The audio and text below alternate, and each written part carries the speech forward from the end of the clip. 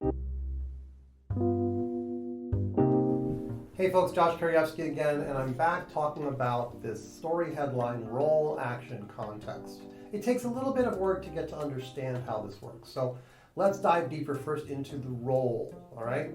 We said in the other video that the role could be generic, like student, but then you could get more specific and say, what kind of student? Oh, it's an Internet Explorer student. You can add an adjective to that role to give it more detail.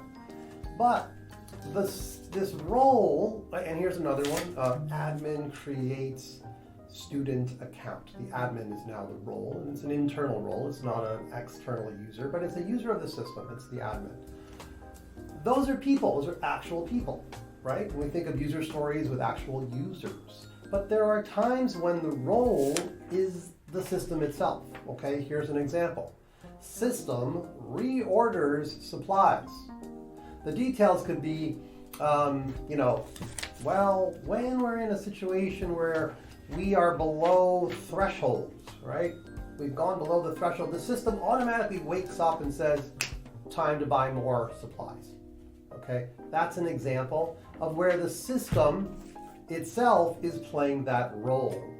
So you're usually going to have either a physical person, either that, or the system itself playing the role in this particular story headline. From there, the action. You want to be really clear what that action is. And again, I said context is totally optional. It only makes sense when you need it. What I like to do in writing these user stories is try to keep myself to 5 words or less. If I can fit it into 5 words, it tends to be a good headline. If it starts to become a sentence, 8 words, 10 words, you kind of lost it there, right? Maybe you're putting too many of the details into the headline and not putting them into the details. Think about the difference. This is the story headline, these are the details. So that's another dive into this way of writing user stories. Hope it's helpful. Again, leave comments and I'd love to hear your experience with this.